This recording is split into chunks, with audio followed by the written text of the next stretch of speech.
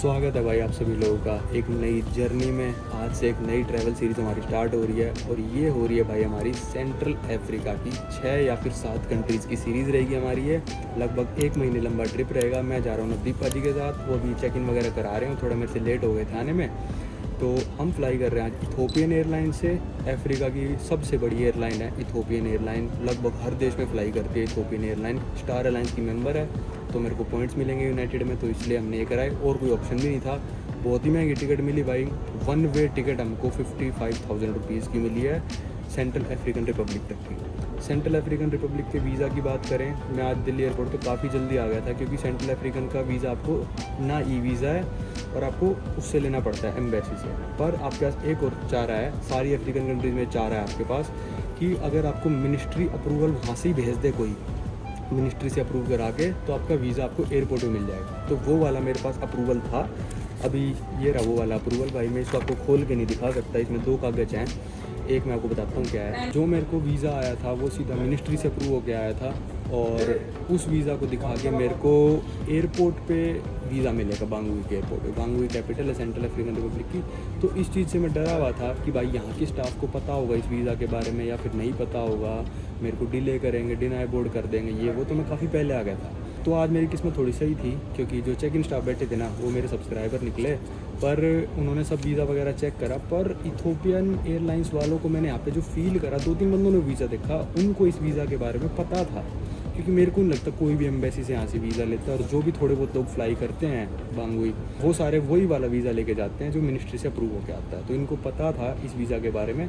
ज़्यादा कुछ नहीं पूछा, ऑनवर्ड टिकट पूछी तो मैंने कहा ऑनवर्ड टिकट है मेरे पास, तो मेरे को बोर्डिंग पास दे दिया। पर अभी पाजी बाहर ही हैं, उनका बोर्डिंग वगैरह चलने लगा। तो आज बोर्डिंग पास मिलने में मेरे हिसाब से 0% दिक्कत रही, और मतलब ज़्यादा कुछ नहीं पूछा, बस ऑनवर्ड टिकट मैंने दिखाई, आगे की कंट्री की टिकट, कहते ठीक है, दे दिया मेरे को बोर्डिंग पास। फिर मैं इमिग्रेशन पे गया, तो इमिग्रेशन वाले बोले कि हमारे कंप्यूटर में आ ही नहीं रहा है सेंट्रल अफ्रीकन रिपब्लिक, कहाँ है ये कंट्री, कौन कंट्री है ये। तो फिर उनके सीनियर आए, उनको ज़्यादा एक्सपीरियंस होगा, तो बोले हाँ ये कंट्री है, डालो। तो उन्होंने थोड़े सवाल जवाब मेरे से करे कि भाई क्यों जा रहे हो, घूमने कौन जाता है। क्योंकि जो मैं अब 6 कंट्रियाँ जाने वाला हूँ, ये आप कह सकते हो दुनिया की सबसे ख़तरनाक कंट्री हैं। आप कह दोगे हर कंट्री को कह देता है भाई, दुनिया की सबसे ख़तरनाक कंट्री 6 हो। इन कंट्रियों का वीज़ा मिलना सबसे मुश्किल है, 6 में से 4 या 5 का सबसे मुश्किल वीज़ा है। और यहाँ पे मतलब सेंट्रल अफ्रीकन तो ऐसी कंट्री है भाई जिसमें ना मतलब वहाँ की पुलिस और आर्मी से ज़्यादा यूएन के मेंबर्स हैं, यूएन पीस कीपिंग वाले मेंबर्स हैं ज़्यादातर। तो मतलब कौन ही जाता है घूमने, और कुछ भी नहीं है घूमने का। ये मान लो आप 6 की 6 कंट्रियों में ना 2-4 चीज़ों के अलावा कुछ भी घूमने का नहीं है। वो हम अपनी कंट्री कंप्लीट करने के लिए जा रहे हैं। फिर यहाँ से जो फ़्लाइट है वो जाएगी पहले अदीस अबाबा, इथोपियन एयरलाइंस है, क्योंकि अदीस अबाबा में हमारा 18 घंटे का स्टे है। उस 18 घंटे के लिए अगर आपका स्टे इथोपिया में 8 घंटे से ऊपर का है और 24 घंटे से कम का है, तो आपको फ्री में होटल वाउचर मिलता है, अगर आपकी सिंगल PNR पे आप जाने लग रहे हो तो वहाँ पे भाई एक बंदा पहले से ही खड़ा था प्रिंट करके, कि जिनका स्टे 8 घंटे से ज़्यादा का था ना, उसका पहले से वो बंदा प्रिंट करके खड़ा था, और उसने सबको दे दिया कि जिसका स्टे है पहले ये ले लो, पहले ये ले लो, बिना चेक इन करेंगे। ये आपका होटल वाउचर, इसमें होटल इंक्लूडेड है, इसमें खाना वाना सब इंक्लूडेड है, लंच डिनर ब्रेकफास्ट सब कुछ बुफे टाइप में मिलेगा। फिर कल सुबह हमारी फ़्लाइट है अदीस अबाबा से बांगुई की। तो भाई यहाँ पे ज़्यादा वीडियो ना बनाते हुए अब हम चलते हैं अदीस अबाबा। 6.5 घंटे की फ़्लाइट है, वहाँ जाके देखते हैं, 5 स्टार होटल में लौट मारेंगे, खाना पीना खाएंगे, मज़े करेंगे। भाई ये आ गए नवदीप पाजी, अब इनसे पूछते हैं। पाजी इमिग्रेशन वाले क्या बोले सेंट्रल अफ्रीकन सुन के? हो गया, कहता सेंट्रल, मैंने कहता कहाँ जा रहे हो, मैंने कहा सेंट्रल अफ्रीका। अच्छा क्या करोगे, मैंने टूरिस्ट। ऐसी बातें पूछी जा रहा है क्योंकि उसको कंट्री नहीं मिल रही थी, वो बोलना नहीं चाहता था कि मेरे पास कंट्री नहीं है। थोड़ी देर बाद कहता अच्छा चल जाओ, उसने साउथ अफ्रीका डाल दिया सेंट्रल अफ्रीका की जगह। लो भाई ये आगे प्लेन के अंदर, ये अपनी सीट है 14, पाजी की पीछे है 27। और मेरे को लग रहा है प्लेन ना बहुत ज़्यादा खाली जा रहा है ये, तो अपने तीनों मिल जाएंगी, और तीनों अगर नहीं भी मिली तो और कोई पक्का रो खाली पड़ी होगी, मतलब एक बंदे को एक रो मिल जाएगी पूरी। और यहाँ पे एंटरटेनमेंट स्क्रीन भी है यार। एयर इंडिया से तो बहुत अच्छा एक्सपीरियंस है, मैंने आपको बताया नहीं था USA से जब मैं आया था पिछली वीडियो में। अगर मैंने आपको दिखा दिया ना एयर इंडिया का एक्सपीरियंस, तो आप शर्म के मारे मर सकते हो, इतना बुरा था। तो मैंने रिकॉर्ड भी नहीं करा, थोड़ी बहुत फ़ोटो डाली थी, वो देख सकते हो आप। तो भाई आते ही कंबल दिया है, सब सीटों पर रखा है, और ये तकिया है। तो भाई अभी प्लेन शोर नहीं मचा रहा, तो मैं समझा देता हूँ। भाई दिल्ली से हम फ्लाई करेंगे एडिस अबाबा, जो कि है इथियोपिया की कैपिटल। यहाँ पे 18 घंटे रुकेंगे। फिर एडिस अबाबा से हम फ्लाई करेंगे सेंट्रल अफ्रीकन रिपब्लिक। ये भाई लोगों को देश भी नहीं पता, और इसकी कैपिटल देखो कहाँ पे है, बिल्कुल दूसरे देश के बॉर्डर के साथ। हमको जाना है बांगुई, तो इसकी फ़्लाइट है हमारी कल। बिल्कुल अफ्रीका के सेंटर में है, इसलिए इसका नाम सेंट्रल अफ्रीकन रिपब्लिक रख दिया भाई इन्होंने। बिल्कुल देखो सेंटर में है।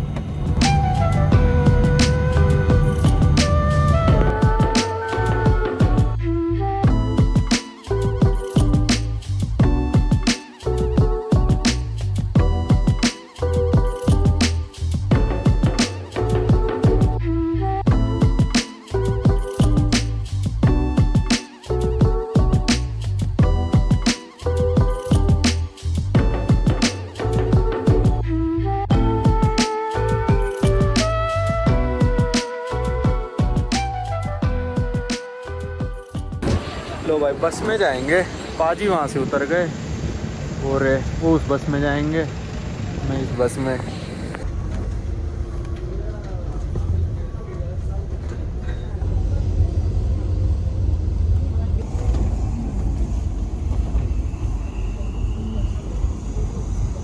भाई इतना बड़ा टर्मिनल बना रखा है इन लोगों ने, इतने सारे इनके यहाँ स्काई ब्रिज हैं, और फिर भी इन लोगों ने मतलब यार प्लेन कोने में लगा के बस में बुला लिया। क्या बात है यार, स्काई ब्रिज सारे खाली पड़े हैं, कोई फ्लाइट नहीं खड़ी, इनके भी अपने पढ़ने हैं। लो भाई ये पहुंच गए हम एडिस अबाबा।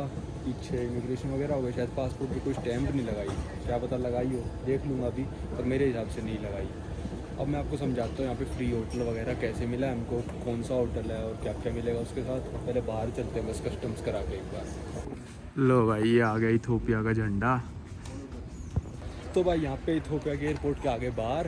अब यहाँ पे क्या सिस्टम है, अगर आपका 8 घंटे से ज़्यादा और 24 घंटे से कम का ट्रांजिट है तो आपको फ्री होटल मिलेगा। फ्री होटल में आपको फ्री खाना मिलेगा, लंच डिनर ब्रेकफास्ट सब कुछ, मतलब जितने आपका ट्रांजिट टाइम होगा उसके हिसाब से। फिर भाई यहाँ पे मैंने सुना था कि 5 स्टार होटल देते हैं, और लोगों को दिया भी है। जो अंदर बैठे थे कईयों को फ़्लाइट में 5 स्टार मिला है, कईयों को 4 स्टार मिला है। हमारी किस्मत इतनी अच्छी नहीं है भाई, हमको 4 स्टार ही मिला है, और उस होटल के रिव्यूज़ भी थोड़े बेकार है, मैंने ऑनलाइन पढ़ लिया था। और जो दूसरे वाला है वो वाला काफ़ी अच्छा होटल है, उसका नाम है इथियोपियन स्काई लाइट होटल, और हमारे वाले का नाम है देबरे दामो होटल। तो इसके रिव्यू इतने अच्छे नहीं थे, पर भाई मैं इस एयरलाइन की काफ़ी इज्जत करूँगा, चाहे 4 स्टार दे चाहे 3 स्टार दे, खाना वाना सब दे रहे हैं तो मेरे को कोई दिक्कत नहीं है। जब हमने ही तो बुक करी है भाई 21 घंटा, हमने तो वैसे एयरपोर्ट पे भी रुके हम 10-12 घंटे, पर इस एयरलाइन ने दे दिया हमको तो बहुत अच्छी बात है। पर थोड़ा भेदभाव कर दिया, उस चीज़ की थोड़ी दिक्कत लगी मेरे को, पर वैसे कोई दिक्कत नहीं। ये वाला होटल है भाई हमारा देबरे दामो, 4 स्टार लगा रखे, देखते हैं कैसा मिलेगा, क्या पता अच्छा ही मिल जाए।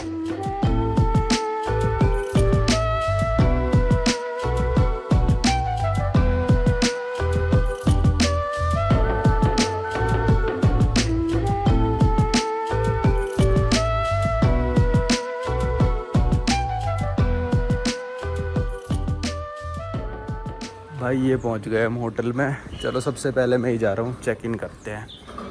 तो भाई ये मेरे पीछे आ गया होटल, ये शायद इनका बैक एंट्रेंस है, और आप देख सकते हो कितना पुराना सा है। पर भाई मेरे को अभी तक तो स्टाफ बहुत ही अच्छा लगा, रिसेप्शन वाली सही थी, मतलब इतनी अटेंटिव नहीं थी पर उसने कुछ बुरा नहीं करा।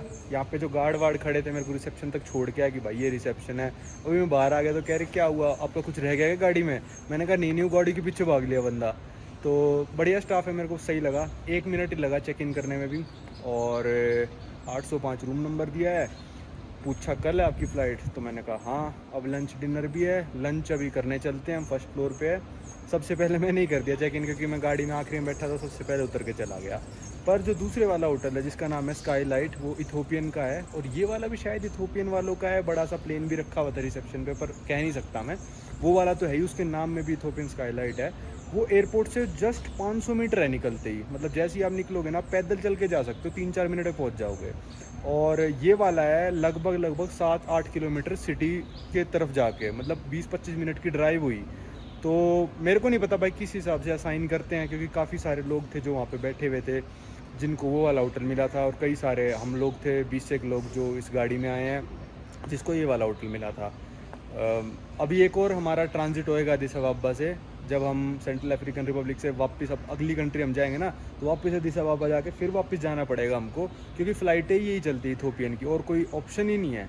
तो उस टाइम भी हमारा स्टे जो है 14 घंटे का है, तो उस 14 घंटे में देखते हैं हमको कौन सा होटल मिलता है, दूसरा होटल मिलता है, दूसरा दिखाएंगे, वरना कोई नहीं, मेरे को कोई दिक्कत नहीं है।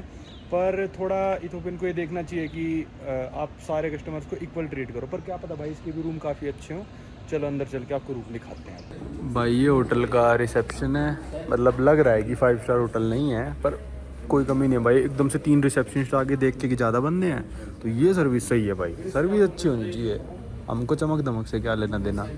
तो भाई पाजी को दिया है 805-2/2 कटिंग दो। और मेरे को 805-01 दिया, और एक तीसरा कार्ड और दे दिया, मेन डोर। ये क्या मतलब है? ये मतलब एक दरवाजा खोलोगे, जैसे दो मतलब बेड है, एक बेड के बीच में दीवार और एसी की आधा आधा आधा इधर आधा इधर। भाई देखो ये है 805 रूम नंबर, इसकी मेन डोर इस वाली की से खुलेगा जो मैंने दिखाया था, और ये 805-01 है, ये 805-02 जैसे वो लिखा है। ये मेरा रूम है, ठीक है। आपका बेड थोड़ा बड़ा है। हाँ मेरा बड़ा है, और मेरा बाथरूम तो देखो। धोखा दो मेरे साथ, मेरे को नहीं बोलना चाहिए था कि ये मेरा दोस्त है, क्योंकि हमारा पीएनआर अलग अलग था, तो मेरे को भी ऐसा लगता। तो बाजी मैं वो वाला रूम नहीं खोल पाता बस फिर। तो अब देखो 805-02 में जो है, हाँ बाजी बेड छोटा है यार ये वाला, मेरा किंग बेड। बाजी आप ही घुसे थे सीधा। अगर पैसे लेते ना इसी पे हम दोनों बड़े नजर आते। ये बाजी का बाथरूम है, पर यार बाजी बहुत बड़ा दे दिया है ना हाँ। बाजी। बालकनी, चलो बाजी आपके पास बालकनी भी छोटे वाली है, पर बाजी आपके साथ ऐसा क्यों कर रहे हैं ये? मतलब छोटे यूट्यूबर हो इसलिए, सब्सक्राइबर कम है इसलिए। बाजी मेरे वाले में तो वो लगा रखी है बिल्कुल, देखना साइड में, बेड के साइड में देखो शाही लाइट जो होती है, देखना बाजी। पर आपके यहाँ बालकनी ओपन वाली है, देखो। ये तो पूरा यार मैं यही सो जाऊंगा। बाजी बाथरूम मेरा, मैं जाओ कंप्लेंट करके आओ क्या। चलो ये मान लो, हाँ उसको पैसे तो मैंने भी बराबर के दिए हैं। पर बाजी वो ये सब्सक्राइबर कम है ना थोड़े। चलो भाई अब हम चलते हैं खाना खाने, लंच है 3 बजे तक, 2:15 हो चुके हैं। तो चलो नो कंप्लेंट्स भाई, क्योंकि हम ऐसे होटल में तो अपने ट्रैवल में भी नहीं रुकते जो यहाँ पे फ्री में मिलने लग रहा है। और वो तो इथोपियन एयरलाइंस की मतलब एक तरह से मान लो दरिया दिली है कि पैसेंजर्स को दे रहे हैं, वरना अगर नहीं दे रहे होते ना 21 घंटे के हम इस ट्रांजिट में एयरपोर्ट पे पड़े होते, ये मेरी गारंटी है। लो भाई खाने आ गए हम, ये हॉल है हमारा, 3 टाइम का खाना इंक्लूडेड है। तो ये खाना है भाई, राइस है वेज में, पोटैटो हैं, ये वेजिटेबल है, ये फ़िश है, बस और कुछ नहीं है। तो चम्मच नहीं है, यही है। ये है भाई इस होटल से नज़ारा, थोड़ा हम बिल्कुल सिटी सेंटर टाइप में आ गए ना, एयरपोर्ट से काफ़ी दूर आ गए यार। ठीक है, बादल हो रखे हैं, सोते हैं भाई अब, और क्या कर सकते हैं। Later that night. लो भाई ये रात को आ गए हम खाना खाने, वही सलाद है, 4 ही ऑप्शन मिलते हैं भाई यहाँ पे, एक राइस है वेज, एक ये पास्ता है, एक स्टीम वेजिटेबल, और फिर ये रोस्टेड बीफ है। वहाँ पे बीफ खा नहीं सकते तो हमारे लिए 3 ही चीज़ हैं भाई, उनमें 3 में से भी यही सही है बस, वो तो राइस ही है वो एक तरह से। तो भाई मैंने तो टिकट देखी भी नहीं थी कि जब भाई हम यहाँ पे आने लगे ना, मैंने टिकट देखी भी नहीं, क्योंकि ये था कि भाई 12 घंटे से ज़्यादा का स्टे है। सुनो, पता क्यों नहीं देखी थी, सच सच बताओ। हाँ तो वही कह रहा हूँ, 5 स्टार मिलेगा, कि होटल मिला, क्यों देखना। हमारे वाले 40 घंटे करा लो। तो मेरे दिमाग में था 18 घंटे का स्टे है, तो पाजी ने बताया कि पाजी ध्यान से देखो, टिकट 21 घंटे 25 मिनट का स्टे है हमारा, 24 घंटे से बस 2.5 घंटे कम रह गया। तो हम कहीं बाहर नहीं गए, और बाहर ये से जाना अलाउड करते भी हैं कई बार, और कई बार नहीं भी करते। मेरे को मना कर दिया, वो बता तो रहा था, एक बंदे को चार्जर लेना था, तो उससे एक फॉर्म पे साइन करवाया, क्योंकि एयरलाइन की रिस्पॉन्सिबिलिटी में है हम इसमें। हाँ तो मेरे हिसाब से आप बाहर जा सकते हो, पर भाई क्या ही करोगे, इथोपिया तो हम बाद में आएंगे, कंट्री काउंट भी नहीं कर रहे हम, बाद में जब कभी आएंगे आसपास के सारे देश घूमेंगे तब काउंट कर लेंगे। तो चलो भाई खाना खा के आ गए, अब सोते हैं। The next day. चलो भाई सुबह के बज गए 8, हमारी आ चुकी है बस जाने के लिए एयरपोर्ट।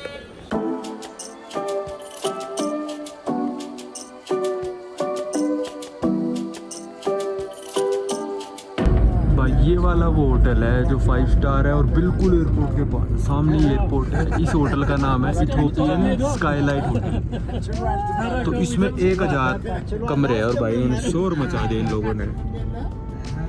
ये वाला होटल है भाई, देखो ये कितना ग्रैंड लग रहा है। और जिसमें हमको रुकवाया वो कैसा था।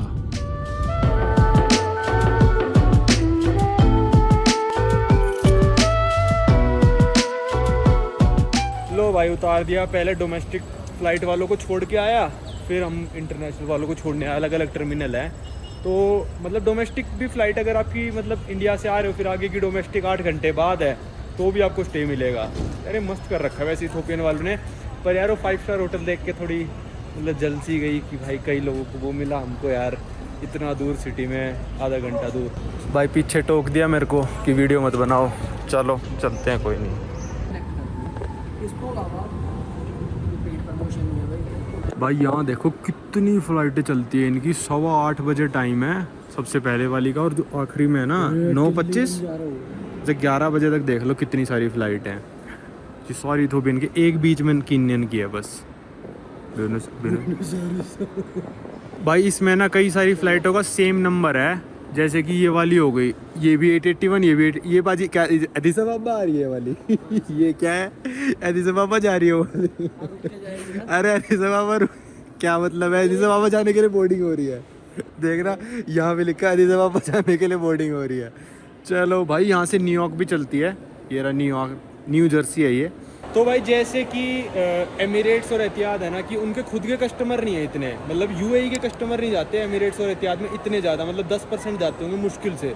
सारे फॉरेन के गेस्ट आते हैं, उनको ट्रांजिट हब बना के ट्रांजिट करवा रखा है। वैसे यहाँ पे इथोपिया के इतने कस्टमर नहीं होंगे, मतलब ये मान लो 15 से 20% कस्टमर इथोपिया के होंगे और सारे बाहर के होंगे। उनको बस यहाँ लेके आते हैं, ये ट्रांजिट कराते हैं और आगे भेज देते हैं। कल जो हमारी फ्लाइट में आए थे लोग इथोपियन थे ही नहीं भाई, कोई युगांडा का था, कोई जाम्बिया का था, कोई साउथ अफ्रीका का था, पूरे अफ्रीका कॉन्टिनेंट में से थे। वरना अगर सिर्फ कुवैत जाने वाले भी थे। हाँ कुवैत जाने वाले भी थे कोई इटली जा रहा था, कोई कनाडा जा रहा था। तो सोचो भाई अगर सिर्फ दिल्ली से चला देना कि एडिस अबाबा फ्लाइट आएगी, भाई 10 पैसेंजर भी नहीं आएंगे उस फ्लाइट में। तो इन्होंने ऐसे अपनी एयरलाइन चला रखी कि भाई कनेक्ट सबको कर देंगे हम, तुम आ जाओ बस एक बार एडिस अबाबा। लो भाई 2 बार सिक्योरिटी चेक आया और फिर हम पहुंच गए एयरपोर्ट के अंदर। अब चलना है B6 पे। भाई अफ्रीका के हिसाब से बहुत ही बड़ा एयरपोर्ट है यार ये, मतलब वो ये सब कनेक्ट बना दिया ना इन्होंने, कनेक्शन एयरपोर्ट कह लो एक तरह से इसको। यहाँ के लोकल लोग तो इतना यूज़ नहीं करते होंगे, पर ज़्यादातर मतलब फॉरेनर्स ही हैं जितने भी हमको दिख रहे हैं। भाई अब हमारी फ़्लाइट है बांगुई के लिए, बांगी कहते हैं कई लोग बांगुई कहते हैं। सेंट्रल अफ्रीकन रिपब्लिक की कैपिटल है। एक ही मेन एयरपोर्ट है इनके पास जो कि बांगुई शहर में है। और पूरे बहुत बड़ा देश है भाई, ऐसा नहीं कि छोटा मोटा देश है कि एक एयरपोर्ट है, बहुत बड़ा देश है सेंट्रल अफ्रीकन रिपब्लिक, पर एक ही एयरपोर्ट है। सेंट्रल अफ्रीकन के बारे में 2 चीज़ बता देता हूँ। एक तो अफ्रीका के बिल्कुल सेंटर में लोकेटेड है भाई, कोई समुंदर नहीं लगता। और दूसरी चीज़ भाई दुनिया का सबसे गरीब देश है। 2020 या 21 के सेंसस के हिसाब से वहाँ की पर कैपिटा इनकम सिर्फ और सिर्फ $448 पर पर्सन पर ईयर थी।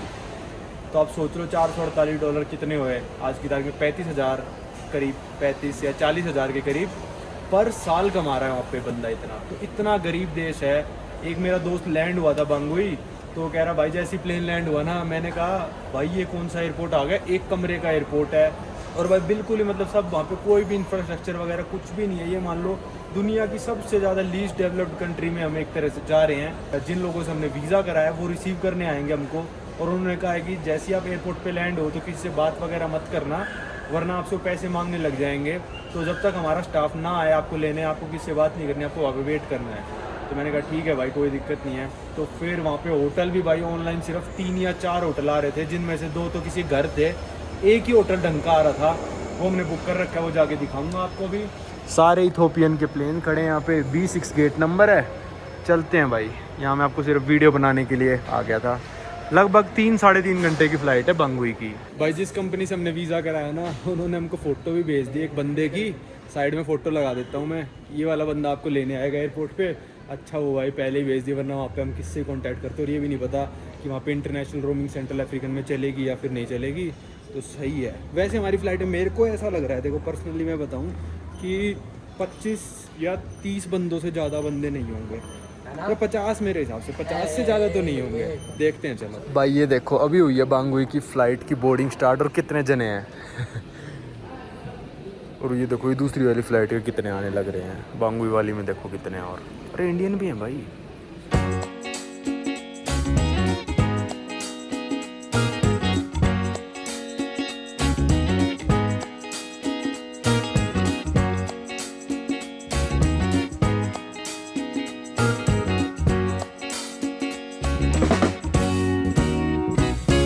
चलो भाई चलते हैं यार, पहुंच गए भाई। हमारी उम्मीद से कई ज़्यादा इंडियंस हैं, ये पूरी पाकिस्तानी फैमिली आ रखी है और हमने सोचा था कि भाई 50 एक बंदे आएंगे पर 97 बंदे आ रखे हैं यार इस वाले प्लेन में।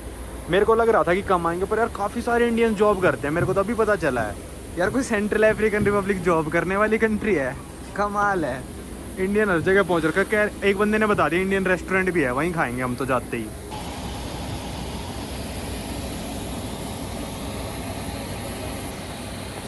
ये है भाई इथियोपियन एयरलाइंस की बिज़नेस क्लास। ऐसी एयरलाइन में बिज़नेस मत लिया करो कभी भी, जब फालतू पैसे आ रखे तभी लेना, वरना बढ़िया वाली लिया करो जिसमें लेटने वाला हो बड़े प्लेन में। लो भाई सिर्फ बिज़नेस क्लास में थे, स्क्रीन यहाँ स्क्रीन भी नहीं है अपने पास इस वाली इकोनॉमी। यार लगा ही देते, अभी तो मैं तारीफ़ कर रहा था इथियोपियन की, अब एकदम से बुराई करनी पड़ेगी।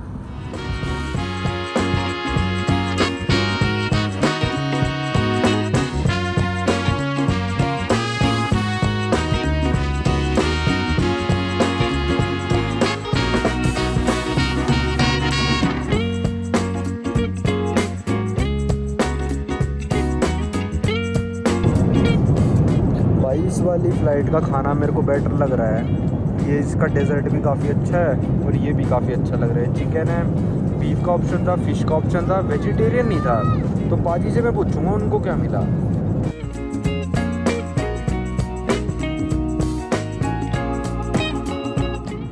लो भाई ये पहुंच गए हम central African Republic, just land होने वाले हैं बांगुई में।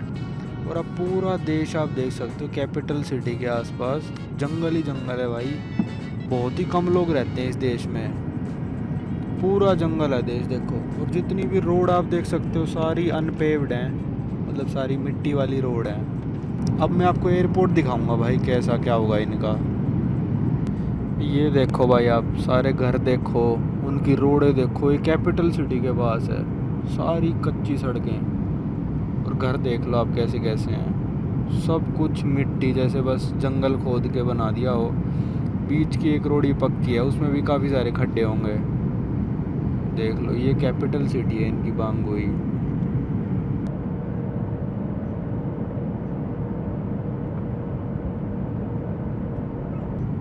ये देखो भाई हालात आप एयरपोर्ट के पास जितने भी घर हैं उनके, ऐसा लग रहा है जैसे जंगल में घर बना रखे हो भाई।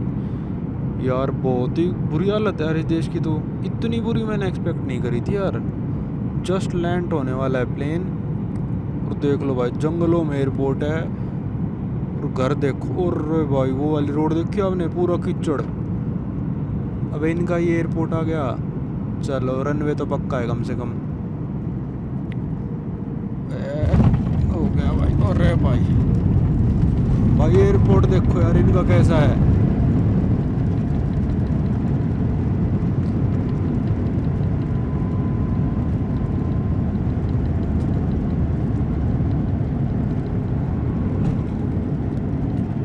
ये देखो यार ये एयरपोर्ट है इनका, घास उगी पड़ी है और सामने घर देख लो आप कैसे कैसे है, कमाल है भाई। ये इनका छोटा सा एयरपोर्ट है देख लो भाई। पूरे सेंट्रल अफ्रीकन रिपब्लिक में ना आपको गाड़ियाँ, प्लेन्स यूनाइटेड नेशंस के दिखेंगे। मैंने पहली बार ज़िंदगी में यूनाइटेड नेशंस का प्लेन देखा है भाई। यूनाइटेड नेशंस ह्यूमैनिटेरियन वाले, यूनाइटेड नेशंस सिक्योरिटी वाले। मेरी फ़्लाइट में आधे से ज़्यादा लोग अलग अलग नेशनैलिटी के यूनाइटेड नेशंस के मेंबर हैं।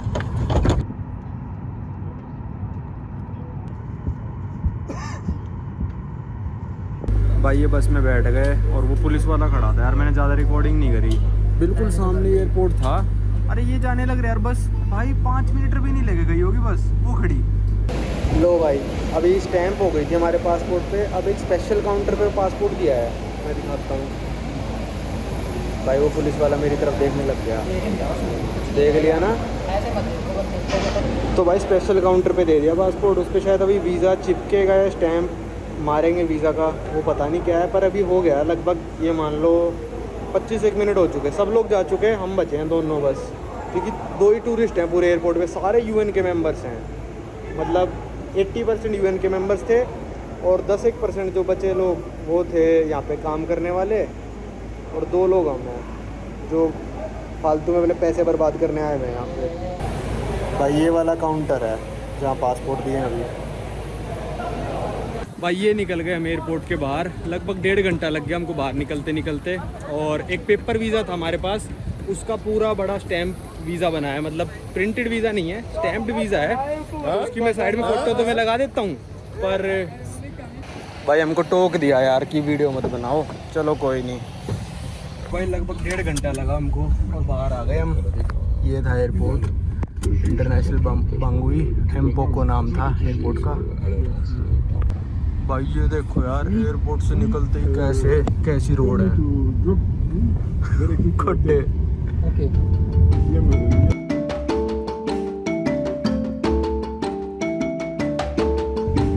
ये देखो भाई, यूएन की गाड़ियाँ ज़्यादा हैं नॉर्मल गाड़ियों से।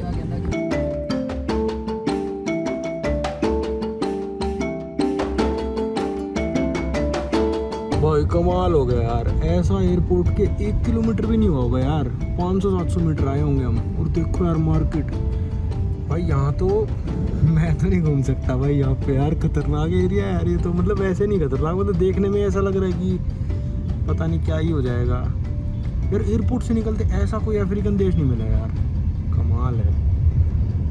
मर्सिडीज़ का ट्रक, जैकपॉट। तो भाई हमसे कोई भी बातचीत नहीं हुई, मतलब बिल्कुल हमसे ज़ीरो इंटरेक्शन था, ना किसी इमिग्रेशन वाली का, ना कुछ। फिंगरप्रिंट लिए थे बस, उसने बोला फिंगरप्रिंट लगा दो और जो वीज़ा स्टैंप लगी है मैं आपको दिखा दूंगा साइड में, पर पूरे का पूरा ब्लर करना पड़ेगा। पहले मैं दिखा देता था, पर यूट्यूब की नई पॉलिसी आई है कि आप किसी की भी इन्फॉर्मेशन लीक नहीं कर सकते, अपनी भी नहीं कर सकते। तो मेरी 2-3 वीडियो भी डिलीट हो गई थी इसको करके, तो इसलिए मैं आजकल ब्लर कर देता हूँ या फिर दिखाता नहीं हूँ। एक स्टैंप लगाई है, लाल कलर की पूरी स्टैंप है, जिसमें सब कुछ लिखा है, कब से कब तक रुक रहे हैं ये वो, तो उस पर साइन हमारा है, और एक मतलब पासपोर्ट पे एंट्री की स्टैंप लगाई है। तो ये था इनका, मतलब पूरा पेपर वीज़ा जो उनको दिया था ना, उसको एक तरह से उस वीज़ा पे कन्वर्ट कर दिया। लगभग देश ऐसे ही करते हैं अफ्रीका में, आपको ई वीज़ा देंगे या पेपर वीज़ा देंगे, उसको स्टिकर वीज़ा में या फिर ऐसे स्टैंप वाले वीज़ा में कन्वर्ट कर देते हैं।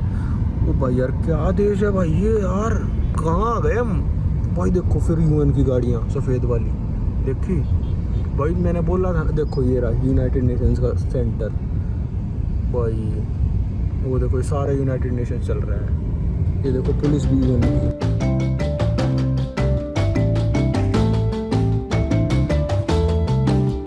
भाई मैं यार ईस्ट अफ्रीका के भी 1-2 देश गया हूँ, इजिप्ट भी गया हूँ, मोरक्को भी गया हूँ, सेनेगल से लेकर नाइजीरिया तक भी गए थे हम।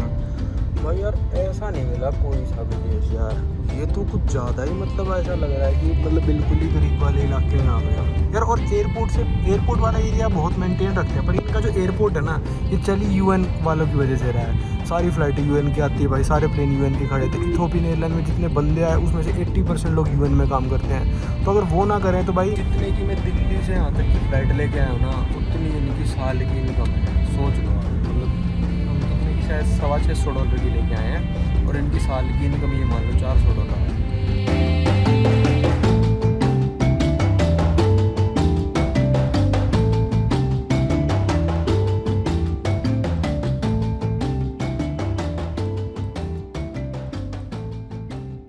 तो भाई अभी जिस कंपनी से हमने वीज़ा कराया ना, उसके हम ऑफिस जाने लग रहे हैं। वो कह रहे हैं कि आपको कुछ समझाना है। मेरे को नहीं पता कि क्या समझाना है, मेरे को ऐसे ही लग रहा है कि समझाएंगे कि भाई ध्यान से रहना, बाहर मत निकलना, और वीडियो वगैरह थोड़ी कम बनाना, आप नोटिस में आ जाओगे, यही सब समझाएंगे मेरे हिसाब से। तो भाई देखता हूँ, अगर यही सब समझाए कि सेफ़ रहना वगैरह तो ठीक है। कुछ एक्स्ट्रा बताया, कुछ अजीब सी चीज़ें देश के बारे में, एक टूर भी करना है हमको, क्या पता उसके बारे में डिस्कशन करना हो। तो हम पहले वहाँ चलते हैं, फिर चलेंगे होटल की तरफ। भाई एक तरह से ना इनके ये मान लो बिल्कुल डाउनटाउन पे आ गए। इनका सबसे बड़ा गोल चक्कर सामने आ रहा है, जो कि मतलब गूगल मैप पे मैंने देखा, तो एक तरह से डाउनटाउन कह सकते हैं। हमारा होटल पीछे रह गया, पर इनका ऑफिस वहाँ पे है।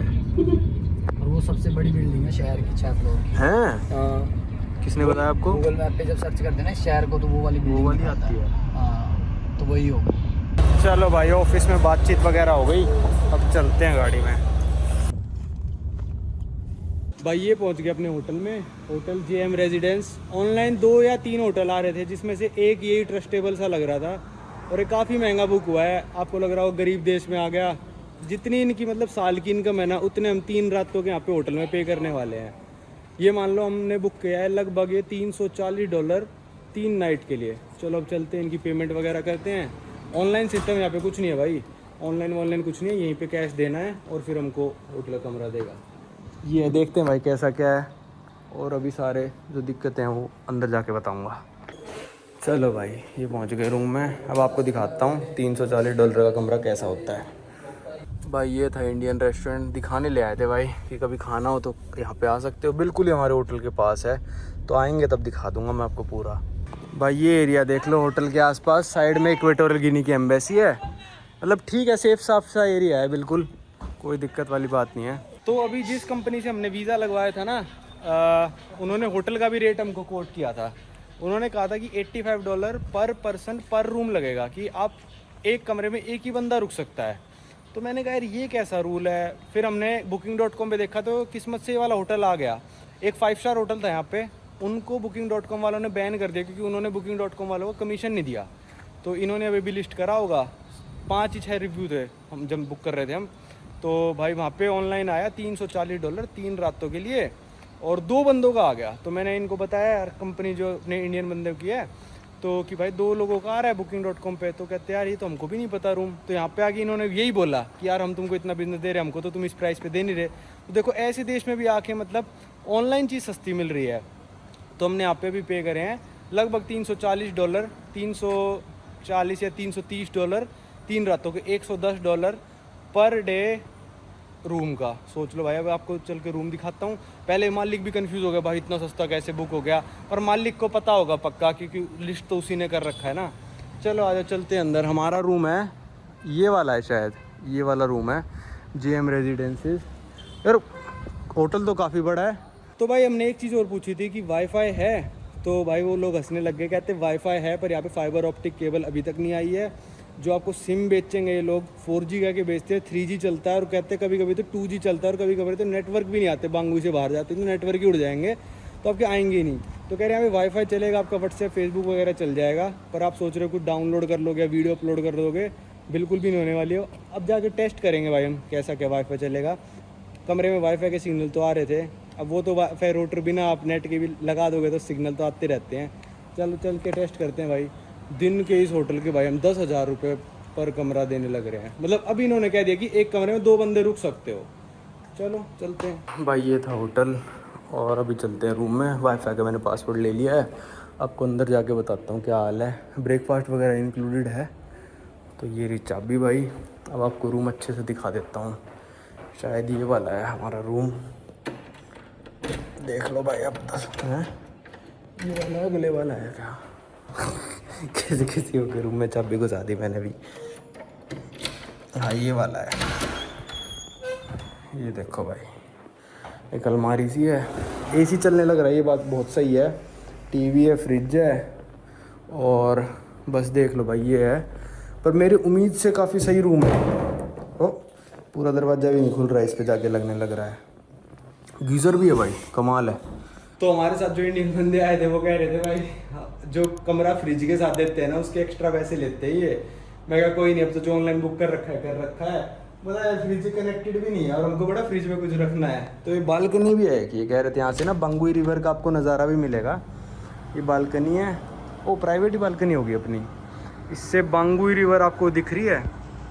अब वो जो रिवर के उस साइड जो आपको दिख रहा है ना, वो है democratic Republic of Congo. Democratic Republic of Congo अलग देश है। तो बांगुई ना बिल्कुल बॉर्डर पे है अपने सेंट्रल अफ्रीकन देश के और डेमोक्रेटिक रिपब्लिक ऑफ कॉन्गो के, मतलब नदी है जो डिवाइड कर रही है दोनों देशों को। भाई हम इंडिया से लेके ना यूरो चले थे, तो हमको लग रहा था कि यार फ्रेंच कॉलोनी थी पहले, फ्रेंच ने राज करा था तो यूरो चेंज होते होंगे, पर भाइयों ने बताया कि यहाँ पे ना ज़्यादातर डॉलर ही चेंज होंगे आपके। पर उन्होंने यूरो मतलब ऐसे कर दिया कि भाई इंडियन लोग आए तो उन्होंने यूरो चेंज कर दिए हमारे, क्योंकि हमारे पास थे यूरो। तो यहाँ की करेंसी का नाम है सेंट्रल अफ्रीकन फ्रैंक। ये 10,000 का नोट है, फिर 1,000 का नोट है, 2,000 का नोट है, 5,000 का नोट है। इसकी 1 यूरो में 656 सेंट्रल अफ्रीकन फ्रैंक आते हैं आज की तारीख में।